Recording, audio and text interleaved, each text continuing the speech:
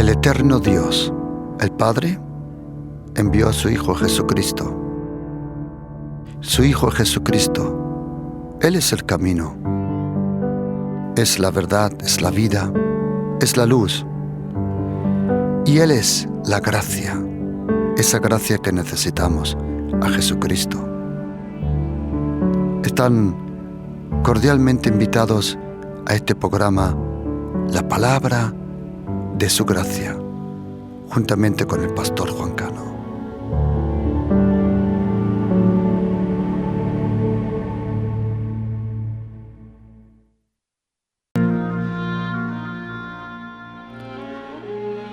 Escribe al ángel de la iglesia en Éfeso, el que tiene las 7 estrellas en su diestra, el que anda en medio de los 7 candeleros de oro, dice esto: Yo conozco tus obras y tu arduo trabajo y paciencia, y que no puedes soportar a los malos, y has probado a los que se dicen ser apóstoles y no lo son, y los has hallado mentirosos.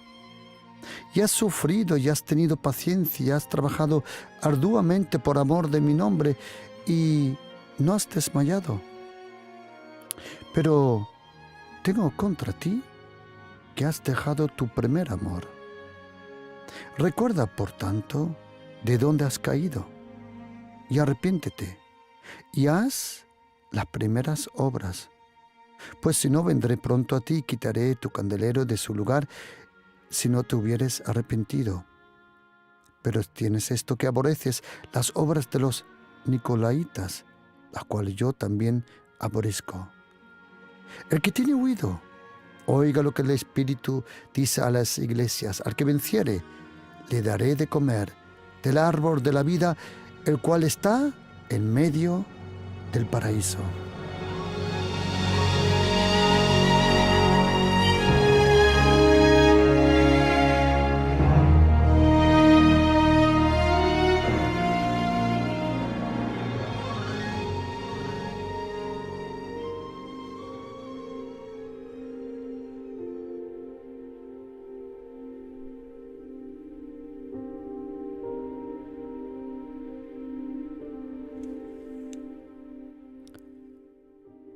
Pero tengo contra ti solo una cosa. 10 cosas, dice Jesucristo, que ha observado en la iglesia de Éfeso. Dice, hay 10 cosas que te felicito. ¿Lo haces bien? Te felicito como lo haces. Te admiro por el arduo trabajo y por todo lo que haces. Pero hay una cosa, y es la cosa más importante, que has dejado la relación conmigo. El libro de Apocalipsis es el último libro que encontramos en la Biblia. Bueno, yo diría que el último libro de la Biblia es tu vida. Pero la última escritura, inspirada por Dios, el Espíritu Santo, la encontramos aquí en el libro de Apocalipsis. Es el último de los 66 libros.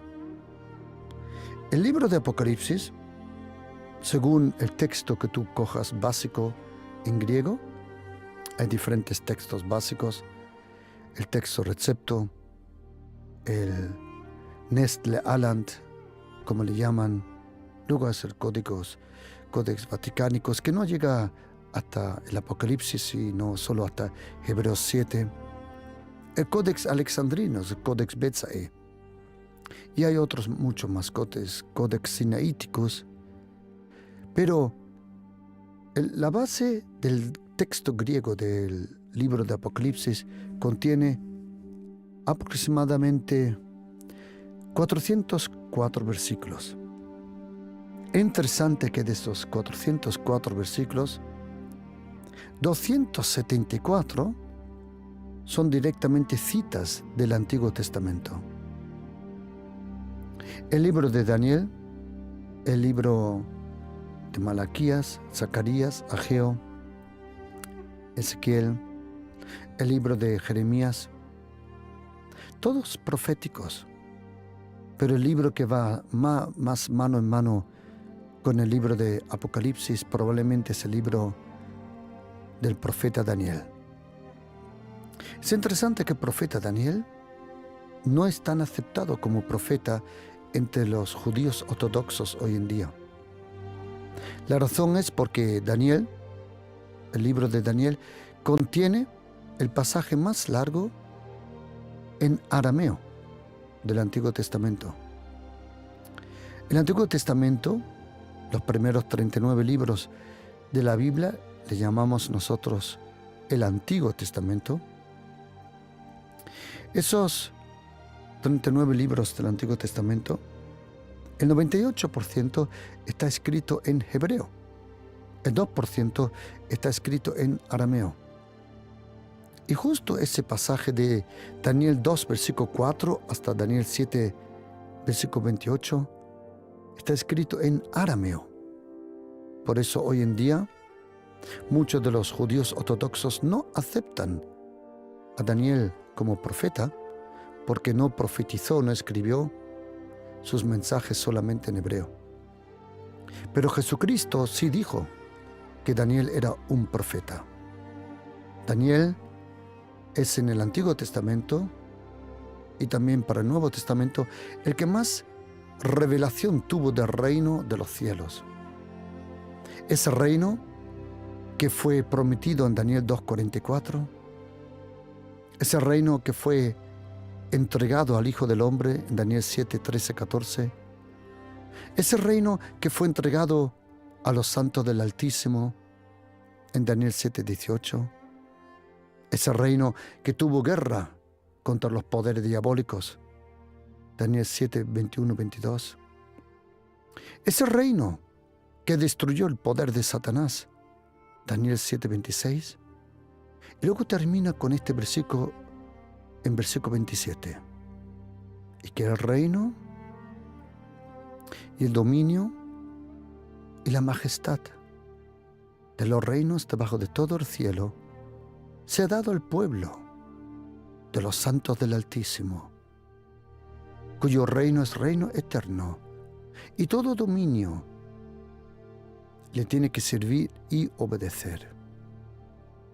Nosotros cristianos hemos recibido el reino de los cielos. El reino de los cielos es nuestra herencia, nos pertenece. El reino de Dios está presente. Un día a Jesucristo le preguntaron: Señor, ¿cuándo viene el reino? Y Jesucristo dijo: el reino ya está presente. En Lucas capítulo 17, versículos 20 y 21, dijo: el reino ya está entre vosotros. ¿Por qué el reino estaba entre nosotros? Primero, porque el rey estaba presente. Jesucristo es el rey. Él no fue nombrado rey. Él nació ya como rey. Reyes no se nombran, reyes nacen. Jesucristo nació como rey. Los magos que vinieron de lejos, no sabemos si eran 3 o 4 o 5, pero por los 3 regalos, y también porque antiguamente se pensaba que solo había 3 continentes, pensaban que eran 3 reyes, vinieron y buscaron al rey de los judíos. Ellos no buscaron al profeta de los judíos. Ellos no buscaron al sacerdote de los judíos. Ellos buscaron al rey de los judíos. Con el nacimiento de Jesucristo vino el reino de los cielos. Ese reino preexistente, como dice Jesucristo en Mateo capítulo 25, 34, el reino preexistente. El reino de Dios fue, vamos a decir, construido, fue levantado antes de la fundación de la tierra. El reino es preexistente en su creación. Es presente por la persona del Espíritu Santo, pero también es venidero al fin de los tiempos. Es interesante que lo único que Jesucristo nos llamó a buscar era el reino de los cielos. Él dijo, buscad primeramente el reino de Dios y la justicia del reino, que es por fe y por gracia, y todo lo otro os será añadido. Cuando una persona busca el reino, lo primero con lo cual una persona se encuentra es el trono. El reino tiene un trono. Según Hebreos 4, versículo 16, es el trono de la gracia. El reino de Dios es el reino que domina por la gracia. Es el poder de la gracia de Jesucristo. Es la gracia. Es la gracia de Jesucristo. La gracia de Dios. O como dice en Salmo, lo podemos leer en Salmo 33, versículo 5, dice el Señor que toda la tierra está llena de su gracia. En hebreo dice, Adonai eretz maleh chesed. Adonai eretz maleh chesed. Más o menos como pronuncias la C. Señor, de tu gracia está llena la tierra. Adonai eretz maleh chesed. Toda la tierra está llena de la gracia. La gracia de Jesucristo está aquí. Salmo 33, versículo 5. Toda la tierra está llena de la gracia. Salmo 119, versículo 64. De tu gracia, oh Señor, está llena la tierra. Salmo 108, versículo 4. La gracia es más alta, más grande, dice que los cielos. La gracia de Jesucristo. El trono de la gracia. El trono del reino. El Espíritu Santo. Todo está vinculado. Todo está vinculado. Y el centro de todo es Jesucristo. Nuestro Señor Jesucristo. Él vive para siempre. Y en el último libro, el libro de Apocalipsis, es interesante que Dios el Padre ni una vez habla. Dios el Padre en el libro de Apocalipsis no habla. El que habla es Jesucristo, es el Espíritu Santo, los ángeles, la iglesia. Pero el Padre no. Solo Jesucristo. Y el libro del Apocalipsis no es el Apocalipsis de Juan. No. Es el Apocalipsis de Jesucristo, como dice en el primer versículo. Revelación de Jesucristo. ¿Por qué Jesucristo te puede revelar el futuro? Porque Jesucristo, nuestro Señor, nuestro Mesías, es la única persona con el Padre, con el Espíritu Santo, que no está limitado, no está encerrado al tiempo. Me explico. Todo lo que es creado está limitado. Todo lo que es creado está limitado al espacio y al tiempo. Albert Einstein también diría a la gravitación. Vamos a decir también a la gravitación. Pero principalmente toda la creación está limitada al espacio, que es controlada por la gravitación, y el tiempo. El tiempo y el espacio, de ahí nadie puede salir.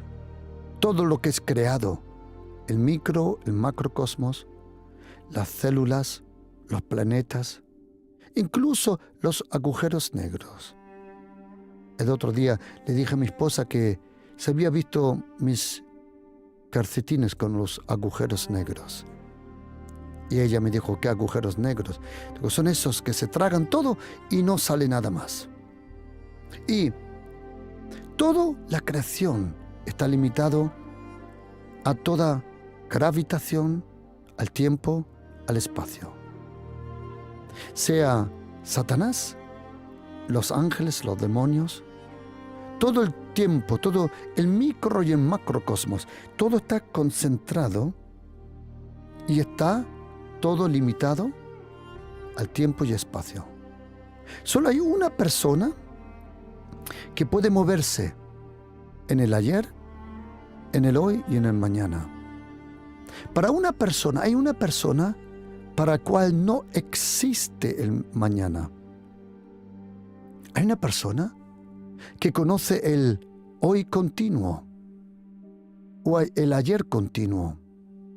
A esa palabra se llama eternidad. Tú y yo conocemos el ayer, el hoy y el mañana. Pero Jesucristo, Dios el Padre, Adonai Elohim, Jehová, Yahvé, el Dios eterno, y el Ruach HaKodesh, el Espíritu Santo, no conoce lo que es el ayer, el hoy y el mañana. Porque el Padre, el Hijo y el Espíritu Santo viven en un tiempo que se llama eón en griego, o eonos, que se llama eternidad. La eternidad no es el tiempo largo, es el tiempo que no conoce el principio ni el fin. En este momento, en la eternidad, tienes que imaginártelo, todo sucede a la misma vez. Cuando tú y yo tengo una Biblia en casa, yo colecciono Biblias. Una de esas Biblias tiene, lo he medido, cuando se abre tiene 8 metros de longitud. 8 metros. Es un ejemplar, hay muy pocos ejemplares, y esa Biblia, cuando la abres, es la Biblia del Génesis al Apocalipsis, todo el texto escrito muy pequeñito, pero también acompañado por los tiempos, donde ves el tiempo del principio, ves los reinos de Egipto, ves las edades de piedra y ves incluso esas cuevas de Altamira. Lo puedes ver todo. Ves a Nabucodonosor, ves al Imperio Romano, ves a Alejandro Magno, Imperio Romano. Puedes ver incluso el imperio de Genghis Khan, Kublai Khan. Puedes ver a todos los imperios, y por arriba ponen una franja el Mahut, Elohim Mahut, o Mahot, como lo pronuncies, el reino de Dios, que es eterno.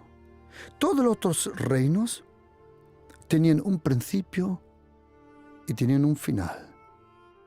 Pero hay un reino que nunca pasará, que es el reino eterno. Cuando tú y yo miramos esa Biblia, 8 metros de longitud, tú y yo podemos ver todos los tiempos. Y podemos ver, esa Biblia termina con el aterrizaje de Neil Armstrong en el 69 en la Luna. En ese año fue hecha la Biblia. Y es el año donde Neil Armstrong, con el programa Apolo, con la Saturno V, subió a la Luna. Ahí termina esa Biblia que en ese año fue hecha. Ok. Pero ahora a lo que voy es eso. Tú y yo miramos de la izquierda a la derecha y vemos todos los tiempos. ¿Sabes qué es la eternidad? Si le damos la vuelta a la Biblia y no la miramos lineal, tampoco 3-dimensional, sino 100 millones dimensional, porque todos los tiempos suceden a la misma vez. Así tienes que imaginarte el Apocalipsis. El Apocalipsis no es el libro que te dice solo lo que vendrá, sino lo que en el mundo espiritual ya se podía ver. Porque en el mundo espiritual todo sucede a la misma vez. Y Jesucristo, antes de tratar con el mundo, antes de tratar con Satanás, antes de tratar con los poderes diabólicos, antes de tratar con la serpiente, con el dragón, con los falsos profetas, antes de tratar con todas las cosas malas, primero trata con su iglesia. Los primeros capítulos, hasta el capítulo 4, de Apocalipsis, Jesucristo trata primero con su iglesia. El apóstol Pedro tenía razón cuando dice que el juicio o la restauración, como dice, empieza primero en la casa de Dios. Antes que el Señor juzgue al mundo, tiene que tratar con su propia iglesia. El libro de Apocalipsis fue escrito por el último de los 12 apóstoles, que es Yohanan. Yohanan, en español Juan. Yohanan en hebreo significa Dios da gracia. Es interesante que el último apóstol se llama Dios da gracia. El hermano de Juan, Jacob, en español Santiago, fue el primero de los 12 apóstoles que murió. El libro de Apocalipsis probablemente fue escrito entre el 92 y el 96 detrás de Cristo. En un tiempo, mejor dicho, donde Juan fue enviado a una isla. Esa isla la encontramos a unos 60 kilómetros de la costa de lo que hoy conocemos como Turquía. Y Juan fue exiliado durante el reinado del emperador romano Domician, que gobernó del 81 al 96. A partir del 86 detrás de Cristo, el emperador Domiciano se dejó proclamar Señor y Dios, Kyrios et Theos en griego. Y Juan era el último de los apóstoles de Jesucristo. A partir de ahí, todos los apóstoles que vinieron eran apóstoles nombrados por el Espíritu Santo. Otra vez. Los primeros 12 apóstoles eran los apóstoles nombrados por Jesucristo. A partir de Jesucristo, cuando vino el Espíritu Santo, el que nombra, el que llama, el que pone en ministerio es Dios, el Espíritu Santo. Y dice aquí, Él dice que se le reveló en el día del Señor. El día del Señor, como dice en versículo 10, yo estaba en el Espíritu en el día del Señor. Bueno, yo no creo que Juan en el día del Señor estuvo en el Espíritu y los otros días estaba en la carne. Todos los días son el día del Señor. Cuando habla del día del Señor, normalmente se refieren al Shabbat, el Shabbat. Pero desde que vino Jesucristo, el descanso, el Shabbat, es una persona. Como dice en la carta del Hebreo, capítulo 3, capítulo 4, Jesucristo es nuestro descanso, nuestro Shabbat. Venid a mí y yo os haré descansar y encontraréis descanso por vuestras almas. Para recuperar de nuevo el poder del Espíritu Santo, ¿qué tengo que hacer y cómo recuperar el poder del Espíritu Santo? Así se llama esta enseñanza en este día. ¿Cómo recuperar el poder del Espíritu Santo? Cuando tú lees el mensaje a la iglesia en Éfeso, te darás cuenta que Jesucristo, antes de corregir una cosa incorrecta, Él amablemente, primero, le dice las cosas que hacen bien. Te voy a dar un consejo. Si tú quieres corregir a alguien, primero dile cosas que hace bien. Y luego tendrás un puente de conexión, de relación, para poder darle una ayuda para cambiar. Jesucristo, antes de decirle a la iglesia en Éfeso, y esa iglesia en Éfeso, es interesante que las 7 iglesias de Apocalipsis, solo a una iglesia, Jesucristo le reprende. Es esa iglesia que incluso perdió una carta del apóstol Pablo, la iglesia de Laodicea. La iglesia de Colosenses y la carta de Colosenses y de Laodicea juntamente fueron escritas, pero Laodicea, así como eran tibios, perdieron la carta. Cuando hay gente que no le importan las cosas de Dios, pierden las cosas de Dios. Y la primera iglesia que fue nombrada en Apocalipsis es la iglesia de Éfeso. La iglesia de Éfeso es tan importante porque quiero que sepas que existe la carta a la iglesia de Éfeso, 6 capítulos, el mensaje a los ancianos de Éfeso, en la carta de Hechos, capítulo 20, la carta a Filemón, primera y segunda de Timoteo también son cartas indirectas a la iglesia de Éfeso. Ahí te das cuenta la importancia de Éfeso. La carta a los Éfesos, que viene detrás de la carta a los Gálatas, es impresionante esa carta. Yo te animo a estudiarla, a copiarla con la mano. En el seminario bíblico yo dejaba a todo alumno, en la facultad, dejaba a todo alumno al principio, porque daba una enseñanza de 9 meses, solo de la carta de Éfesos. Yo me acuerdo que era más de 700 hojas que tenía que enseñar. Historia y muchas cosas más. Ese nombre Éfesos, en griego Efesos, significa deseo ardiente. Era una iglesia con fuego. Y el Señor dice, mira, te felicito. Conozco tu paciencia, tu obras, tu arduo trabajo. Conozco que no puedes soportar a los malos y muchas cosas buenas. Y al último dice Jesucristo, pero tengo contra ti que has dejado tu primer amor. Y querido oyente, por favor, le pido por favor que me dé un poco de atención muy especial, porque quiero a una cosa.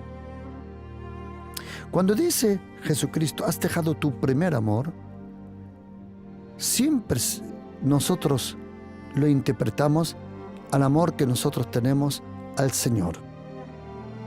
Pero quiero decirte, querido oyente, mire, con la mano al corazón, mire, con la mano al corazón. Tu vida no depende de tu amor al Señor, sino del amor del Señor a ti. Antiguamente, bajo la ley, había una demanda. Bajo la ley había la demanda, ama al Señor, vive en santidad. Había una demanda. Pero el mejor de nosotros, bajo la ley, falló. David. Pero bajo la gracia, el peor de nosotros recibe perdón, la justicia y la salvación. Claro, es importante amar al Señor, por supuesto, más. Yo personalmente creo, es mi opinión, que una persona, hasta que no conozca realmente a Jesucristo, no va a estar feliz. Probablemente usted me está oyendo, probablemente usted a lo mejor no es creyente, no es cristiano, agnóstico, probablemente ateo, y me está oyendo y no se puede imaginar. Y yo le comprendo de todo corazón. Y le digo por qué. Porque yo tampoco creía en nada, en absolutamente. Era cínico, me burlaba de todas las cosas que tenían que ver con la fe, con cristianos, con cualquier religión. Yo estuve de niño, mis amigos musulmanes me llevaron a la mezquita. Y allí estuve yo en la mezquita de niño, estudiando un poco de árabe y estudiando el Corán. Pero yo le dije a mis amigos, hey, come on, esto es un rollo.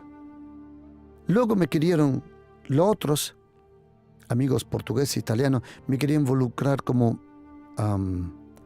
monaguillo. Pero yo le dije también, hey, esto es un rollo todo. Yo me burlaba. Hasta el día, y yo sé que si lo cuento, probablemente usted dice, no, eso es imposible. No, tranquilo, de verdad, tranquilo. Si hay algunos que creen que de la nada hubo polvo, hubo gases, hubo una implosión que se convirtió en una extensión, que esa extensión provocó una explosión de gases Esos gases se convirtieron en nubes, esas nubes se atrayeron por la gravitación, esa gravitación provocó una gravitación tan fuerte que hubo bolas de fuego. Luego esa bola de fuego, por razones del tiempo, que el tiempo no existía en esa forma, por la gravitación de lo uno lo otro, en el universo de repente aparecieron planetas, aguas, células. De las células se multiplicaron y en esas aguas, de esas aguas salieron animales, anfibios, y con el tiempo tú y yo estamos aquí. Vale. Le felicito. Si usted cree eso, me parece muy bien.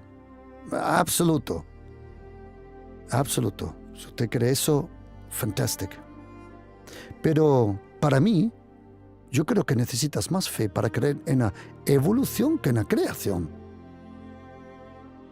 Y yo no creía en nada de eso hasta el día 30 de abril 1989 a las 11:45 de la mañana. Me habían invitado a una iglesia porque yo tenía un compañero de trabajo que era un pesado, pero un pesado de estos pesados que no te dejan en paz. Me hablaba de Jesucristo, que venía en un caballo, que era un cordero y se sentaban sobre un trono blanco. Yo te confieso que yo pensaba que el tipo tomaba cocaína.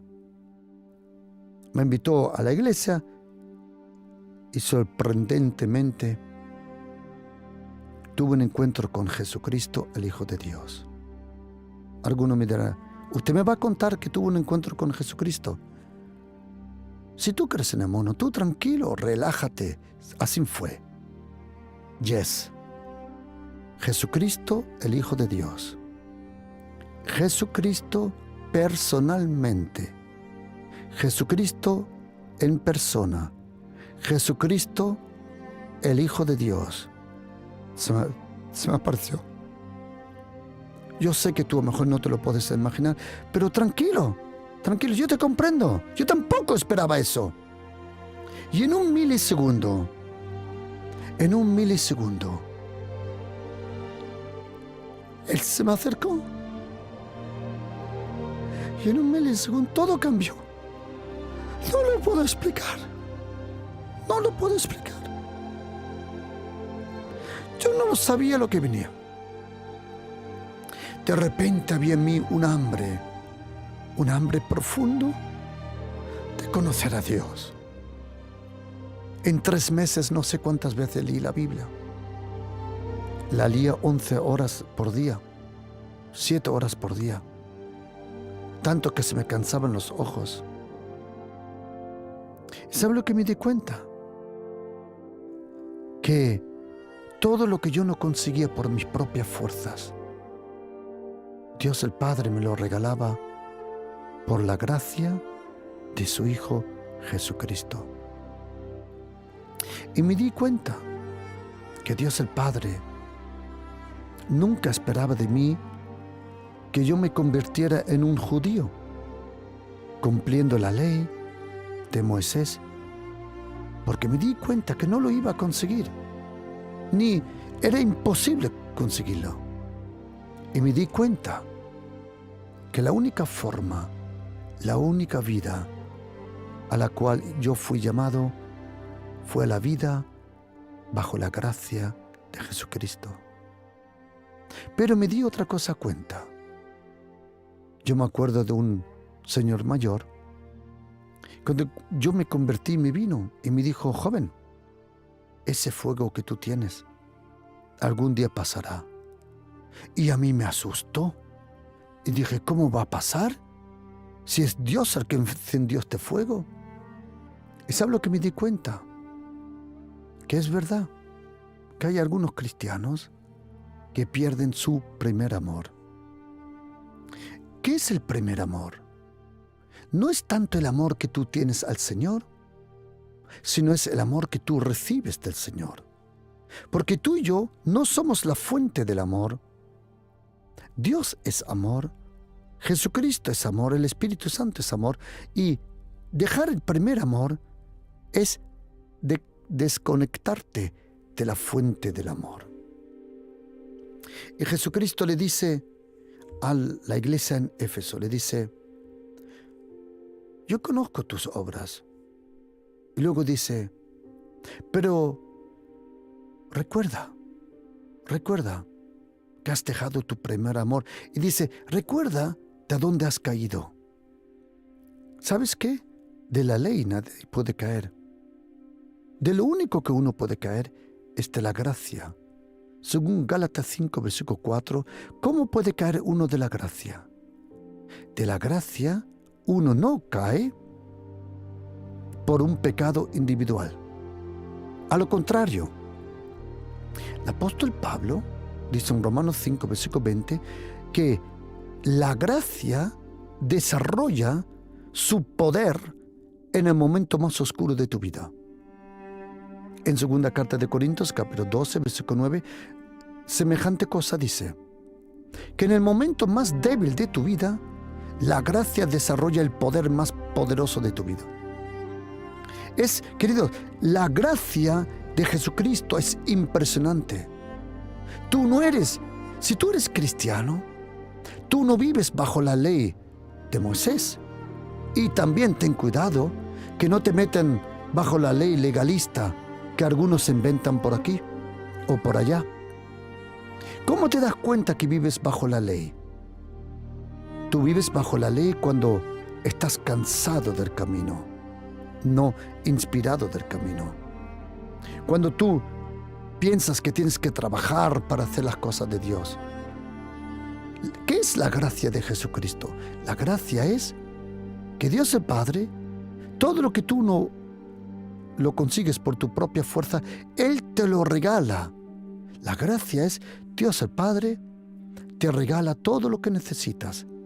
La santidad, esa vida perfecta, el temor de Dios, la justicia y muchas cosas más. Y Jesucristo, a la primera iglesia que le escribe probablemente lo más importante. Tengo contra ti que has dejado el primer amor. Recuerda tanto de dónde has caído, arrepiéntete y haz las primeras obras. Haz las primeras obras. Os quiero dar 5 cosas que en esta mañana, cuando me levanté a las 3:30 de la mañana y estuve orando, sentí como una palabra profética para hoy. Lo que voy a decir ahora solo para vosotros. Esto no lo voy a repetir seguramente jamás. Es algo que yo percibo del Señor, que es como un mensaje, no solo una palabra, un mensaje ahora. Y déjame darte estos puntos brevemente. Atención. ¿Cómo recuperar el poder del Espíritu Santo? Escribe: primero, regresa a tus hábitos antiguos. Porque dice Apocalipsis: acuérdate de a dónde has caído. Acuérdate lo que has dejado. Haz las primeras obras. Regresa a tus hábitos antiguos. ¿Te acuerdas? Cuando tú te convertiste, ¿cómo tú vivías? Te tomabas tiempo para el Señor, buscabas su palabra, su presencia. Hábitos buenos que probablemente has dejado.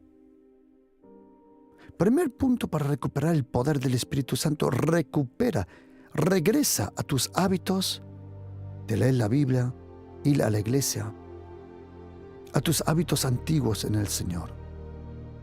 Segundo, haz las primeras obras de la fe. ¿Te acuerdas de esa fe que tenías genuina, inocente y te creías todo? Regresa de nuevo a esa primera fe. Esa primera fe que confiaba al Señor para todo, que no tenía dudas de nada. Tercero, libérate de toda basura espiritual. Saca la basura, saca las dudas, saca esa ceniza del fuego antiguo, saca la basura de tu vida. Cuarto, busca de nuevo la intimidad con el Señor. Busca de nuevo la cercanía de su palabra, de su iglesia. Y quiero decirte que no te puedes imaginar la importancia de la iglesia. La iglesia es muy importante, muy, muy importante. Algunos tienen mala experiencia, lo lamento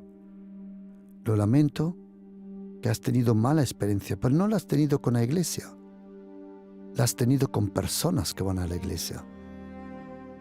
Y en vez de hacerte bien, te hicieron daño. Eso lo lamento, pero la iglesia no te hizo daño.